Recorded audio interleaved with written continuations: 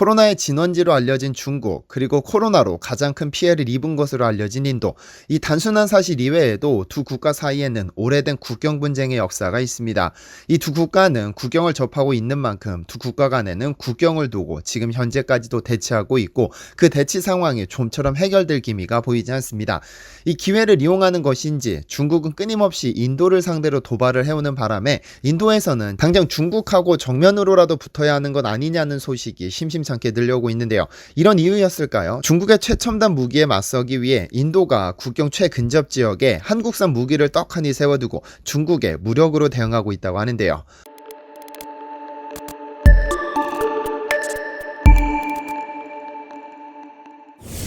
안녕하세요, 디스멘터리입니다. 전 세계에서 1, 2위 인구수를 자랑하는 국가가 있습니다. 바로 중국과 인도인데요. 이 두 개의 나라는 각각 14억 3천만 명, 13억 8천만 명인데요. 두 나라가 전 세계 전체 인구수 70억 명에서 차지하는 비중이 무려 40%에 가깝습니다. 정확히는 38%인데요. 그런데 현재 인구수 2위에 해당하는 인도가 조만간 중국을 뛰어넘어 세계 1위가 될 것이 명확해졌습니다. 지난 2019년 유엔이 발표한 글로벌 인구 전망 보고서에 따르면 몇 년 내에 인도가 중국을 추월해 세계 1위 인구수를 보유한 국가가 될 것이라고 밝혔습니다. 2027년이면 인도는 전체 인구수 14억 7천만 명으로 중국을 넘는다고 했죠. 출산율 때문입니다. 한때 한국에서도 만 낳아 잘 키우자며 정부 차원에서 인구수를 조절하는 정책을 펼쳤지만 중국에서도 그랬습니다. 중화인민공화국을 건설한 마오쩌둥은 인구가 곧 역량이라면서 인구수를 무지막지하게 늘리는 정책을 펼쳤지만 그 뒤를 이은 덩샤오핑은 정반대의 정책을 펼칩니다. 과다한 인구수는 국가의 발전을 저해하기 때문에 한 자녀만 낳아 잘 키우라며 강제적인 인구수 조절 정책을 펼쳤죠. 1979년 개혁개방 이후로 한 자녀만 낳도록 하면서 중국에는 소황제, 소공주가 등장했습니다. 그렇다 보니 마오쩌둥의 지시로 늘어난 인구가 결혼에 이르면서 한 자녀 또는 아이가 없는 가구들이 등장하기 시작했고 자연스럽게 출산율 감소를 불러옵니다. 현재 중국의 출산율은 한 가구당 1.62명이며 이 수치는 지속적으로 감소하고 있습니다만 인도는 정반대의 상황입니다. 한 가구당 출산율이 무려 2.33명으로 한 가구당 2.33명의 아이가 태어나는 겁니다. 인구수가 증가할 수밖에 없는 구조인 것이죠. 인도의 이러한 출산율은 7년 후 인도를 중국을 뛰어넘는 세계 1위 국가로 만들어 줄 겁니다. 전 세계 38%에 육박하는 중국과 인도는 그 인구수 때문에 전 세계에 미치는 영향이 대단합니다. 현재 중국이 가난한 나라들을 상대로 무지막지한 힘을 휘두를 수 있는 이유는 거대한 내수 시장에서 벌어들이는 천문학적인 자금을 투자 명목으로 투입해 가난한 나라의 경제를 쥐고 흔들 수 있기 때문입니다. 그만큼 거대한 내수 시장, 즉 인구수는 큰 힘을 갖게 합니다. 한때 차를 마시는 중국인이 커피를 마시기 시작하면 전 세계 커피값이 급격히 상승할 것이라는 우스갯소리가 있었는데 이는 현실이 됐습니다. 그런데 공교롭게도 세계 1, 2위 인구수를 보유한 중국과 인도는 국경을 접하고 있을 뿐 아니라 서로 관계가 상당히 좋지 않습니다. 특히 인도의 경우는 중국에 대한 감정이 최악인 상황입니다. 최근 몇 개월간 잠잠한 듯했던 인도와 중국 사이에 또다시 긴장감이 조성되기 시작했습니다. 인도의 군사 전문 매체 인디안 디펜스 뉴스는 지난 5월 29일 육군 참모차장인 찬디 프라사드 모한티는 라다크를 찾아 안보 상황을 점검했다면서 사진 한 장을 공개합니다. 4명의 군인이 탱크 앞에 서 있는 사진을 게시하면서 뉴스는 K9 바즈라가 보였다고 강조했죠. 육군 내 권력순위 최상위자의 이동 반경은 당연히 중국군에서 예의주시할 것이 당연한 상황에서 참모차장은 라다크를 방문해서는 당당하게 K9 바즈라를 떡하니 세워두고 사진을 찍은 겁니다. 라다크 지역은 중국과 인도의 관계를 보여주는 장소입니다. 지난 2020년 인도와 중국이 국경을 두고 첨예하게 대립 중인 라다크 지역에서는 두 차례의 충격적인 소식이 전해졌습니다. 한 번은 쇠몽둥이가 등장한 6월의 충돌, 그리고 실제 총성이 오고 갔던 9월의 충돌입니다. 이러한 충돌에 대해 양측은 그 누구도 자신의 잘못이라고 인정하지 않고 서로에게 책임을 떠넘겼는데요. 특히 9월에 있었던 충돌은 실제로 총성이 오고 가면서 1975년 이후 45년 만에 발생한 사고입니다.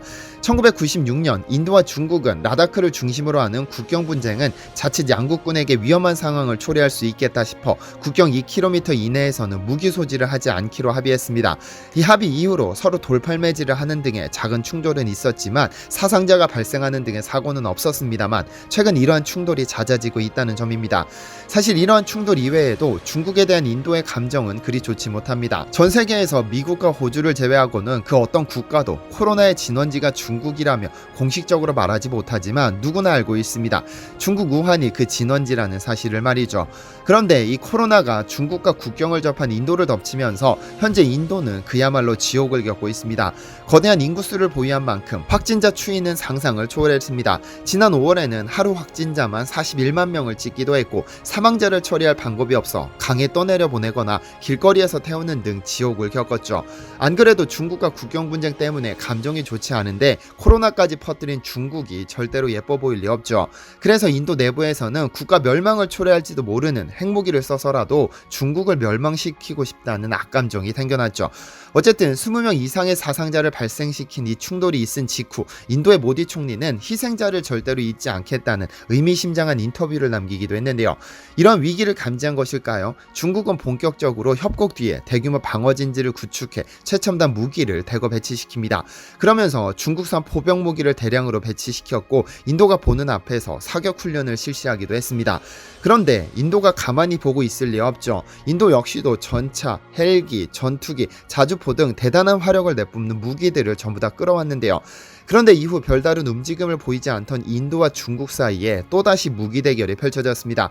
영국의 군사 전문 매체인 제인스는 지난 5월 25일 중국의 신장 위구르 자치구를 관할하는 중국군 신장군구는 단거리 대공 미사일 122mm 다연장 로켓, 지뢰 방어 차량을 공개했다고 밝혔습니다. 신장 위구르 지역은 라다크와 맞닿은 지역인데요.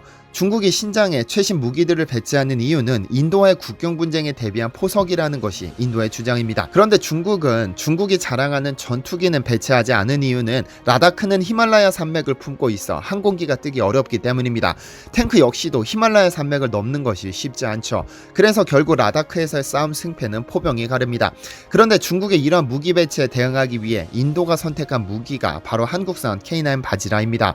K9 바지라는 한국의 방산업체 하나 디펜스가 만든 자주포의 인도 수출형으로 K9 백문을 도입한 것으로 알려져 있죠. 만약 중국과 라다크 지역에서 실제로 전면 충돌이 발생하게 된다면 이 K9을 이용해 중국의 PCL-181 곡사포와 정면 대결을 펼쳐야 합니다. 무게 25톤의 PCL-181 곡사포는 바위가 많은 고원지대에서 운용에 적합한 차량 탑재형 자주곡사포입니다. 한국의 K9과 중국의 PCL-181을 비교해볼까요? 두 자주포의 가장 큰 차이는 K9은 궤도형이고 PCL-181은 트럭에 포대를 올린 차륜형이라는 점입니다. 중국이 이렇게 차륜형을 배치한 이유는 잘 깔아둔 도로망 때문입니다.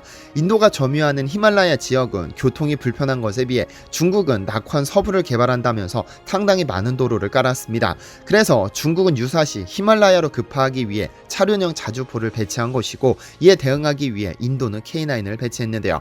K9은 무게 47톤에 길이 12m, 넓이 3.4m에 높이 2.73m로 5명의 승무원이 탑승합니다. 반면 중국의 PCL-181은 25톤에 길이 6.5m, 넓이 2.66m, 높이 3.6m로 6명의 승무원이 탑승합니다.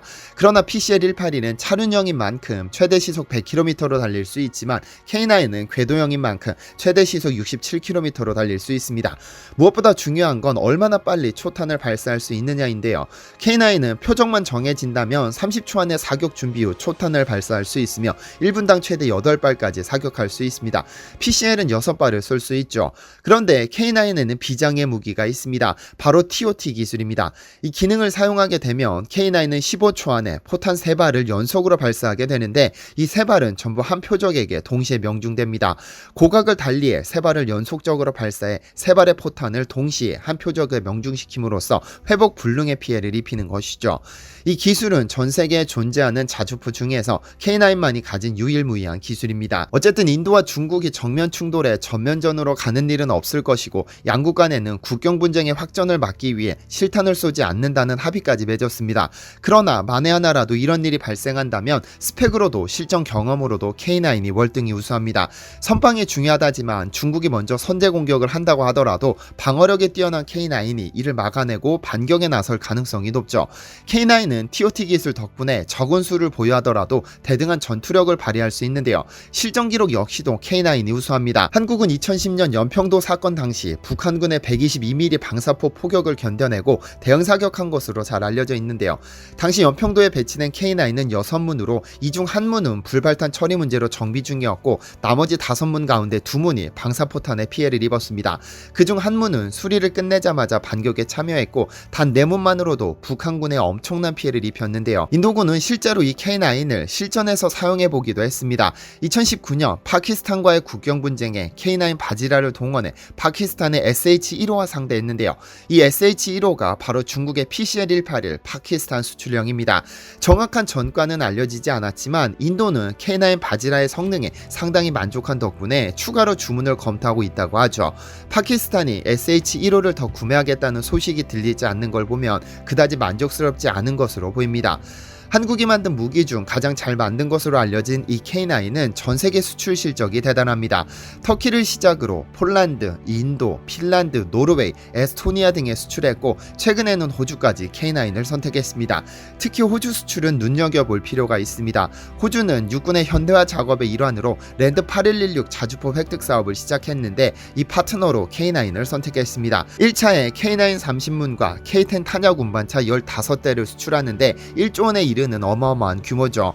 만약 예정된 2차, 3차까지 따낸다면 어마어마한 수출 실적이 기대됩니다.